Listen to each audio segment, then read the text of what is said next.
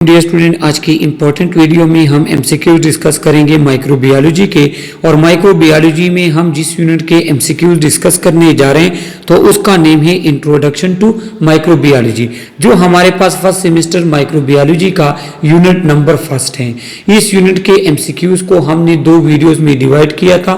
First video MCQs already मेरे channel पे मौजूद है, जिसका वीडियो लिंक मैंने इस वीडियो के डिस्क्रिप्शन में भी दिया है, और वैसे भी आप उसको मेरे चैनल पे कर सकते हैं।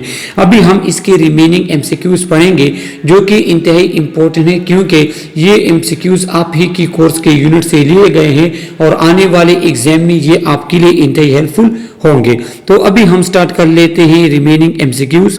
फर्स्ट एमसीक्यूज हमारे पास है कि the limitation of movement of apparently well person और animal who has been exposed to infectious disease for a duration of maximum incubation period is called.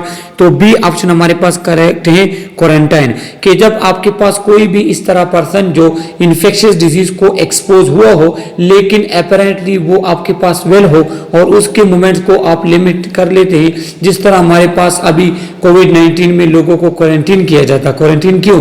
वो इसलिए कि अगर ये पेशेंट पर्सन जो है वो किसी इन्फेक्शियस डिजीज को अगर वो एक्सपोज है तो उसको उतने ड्यूरेशन के लिए क्वारंटीन किया जाता था, लिमिट किया जाता था कि वो या तो डिजीज उस पे जाहिर हो या वो उनका इंक्यूबेशन डेज गुजर जाए और फिर उसको फ्री करते थे।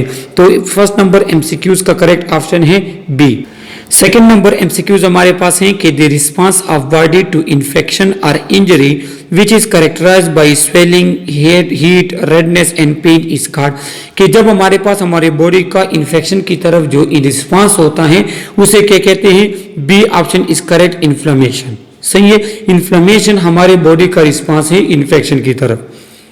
थर्ड एमसीक्यूज पे आ जाते हैं कि the ability of an organism to cause a disease is called. कि किसी भी ऑर्गेनिज्म की ये एबिलिटी कि वो आप में डिजीज कॉज करे, तो इस एबिलिटी को क्या कहते हैं? पैथोजेनिसिटी। थर्ड नंबर एमसीक्यूज का correct option B. Fourth number MCQs हमारे पास है, जो कि इंपॉर्टेंट भी है, कि द डिग्री और intensity level of pathogen is called. कि आपके पास किसी पैथोजन की डिग्री कि वो कितना नुकसानदेह है आपके पास, उस डिग्री को क्या कहते हैं? Virulency. B option is correct. सही है। फिफ्थ नंबर एमसीक्यूज पे आ जाते हैं कि a poisonous substance produced by living organism that cause different type of disease is called।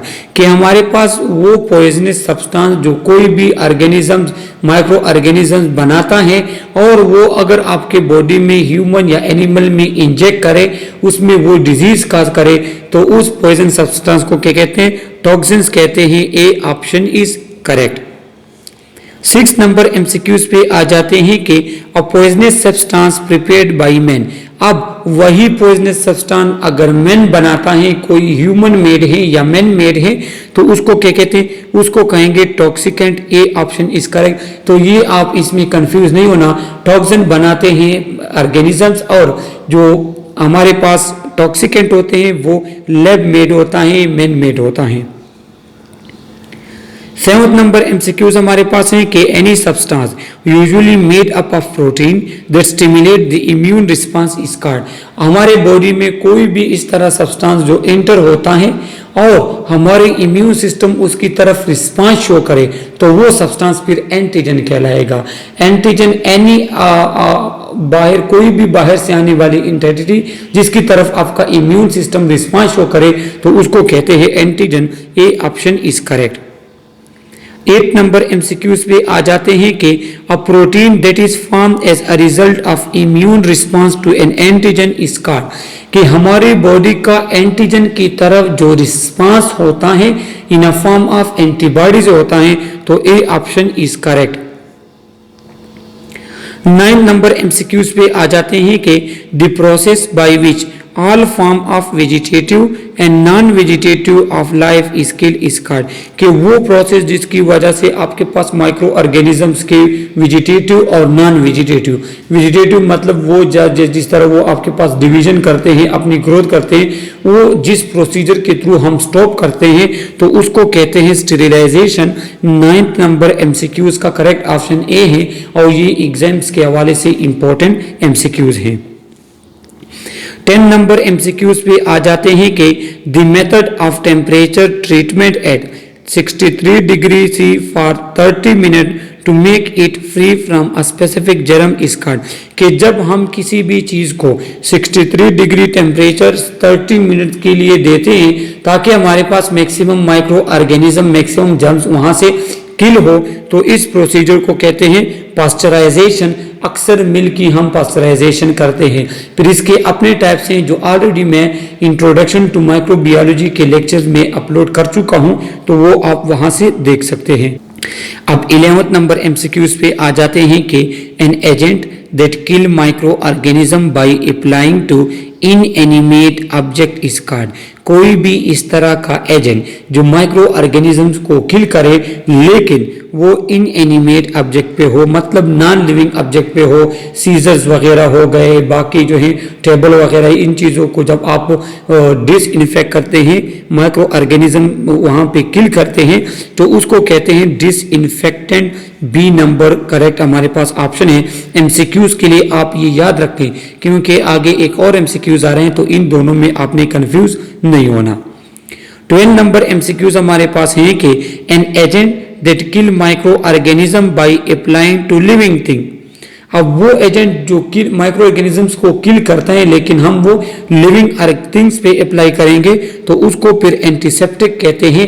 B option correct है। अगर नॉन लिविंग पे होगा तो डिसइंफेक्टेड कहेंगे, अगर लिविंग पे होगा तो वो हमारे पास एंटीसेप्टिक होते हैं। तो 12 नंबर एमसीक्यूज का करेक्ट ऑप्शन है बी। 13 नंबर एमसीक्यूज पे आ जाते हैं कि एटेन्यूएटेड और killed microbes are inactivated toxin that use to induce immunity, कि हमारे बॉडी में या तो किल माइक्रो ऑर्गेनिज्म या उसको हमने डिसेबल किया हुआ है या हमने उसको कमज़ोर किया हुआ है, जब वो हमारे बॉडी में इंजेक्ट किए जाते हैं ताकि हमारी इम्यूनिटी बूस्ट अप हो, ताकि हमारी इम्यूनिटी एक्टिव हो जाए, तो उस टाइप आप हमारे पास जो है टॉक्सिन्स वगैरह को क्या कहेंगे, vaccine. C option is correct कि वैक्सीन वही माइक्रो ऑर्गेनिज्म होते हैं, या तो किल होते हैं या उनको कमजोर बनाया जाता है। 14 नंबर एमसीक्यूज पे आ जाते हैं कि inanimate objects are material used by an infected patient which may transfer the infection to another person by coming in contact, कि आपके पास कोई भी इन्फेक्टेड पर्सन एक चीज यूज कर लेता है, वो चम्मच वगैरह जो भी चीज यूज कर लेते हैं और उसके थ्रू वो डिजीज किसी और में ट्रांसफर होने का खदशा हो, तो वो तमाम इंस्ट्रूमेंट, उन तमाम चीजों को क्या कहेंगे, फॉर्मेलिटीज कहते हैं, जो आपके पास पॉसिबल है कि वो डिजीज ट्रांसफर कर सकते हो। 15 नंबर एमसीक्यूज हमारे पास हैं कि minute microorganism which show the characteristics of both living and non-living thing that act as an obligatory parasite is called, कि हमारे पास वो माइक्रो ऑर्गेनिज्म जो इंतहाई छोटा है जिसमें एट अ टाइम लिविंग और नॉन लिविंग दोनों कैरेक्टरिस्टिक्स है और जो ऑब्लिगेटरी पैरासाइट है। ऑब्लिगेटरी मतलब वो खुद ब खुद उसका कोई भी जिसामत नहीं है, वो किसी और ऑर्गेनिजम्स के अंदर होगा तो तब वो लाइव होगा, तो इस तरह के ऑर्गेनिज्म को क्या कहेंगे, बी ऑप्शन हमारे पास करेक्ट है, वायरस। 16 और लास्ट एमसीक्यूज हमारे पास हैं कि a sudden change in genetic makeup of cell is called, कि हमारे पास जब जेनेटिक मेकअप में सडन चेंज आ जाता है तो इसको क्या कहते हैं, इसको कहते हैं म्यूटेशन। तो ये हमारे पास introduction to microbiology first unit के एमसीक्यूज थे। कोई भी क्वेश्चन आप थ्रू कमेंट हमसे पूछ सकते हैं, इंस्टाग्राम पे के थ्रू भी आप हमारे साथ कांटेक्ट में रह सकते हैं। जो है आप कोई भी क्वेश्चन, कोई भी प्रॉब्लम हो, कमेंट के थ्रू आप हमसे पूछ सकते हैं। Okay, thank you.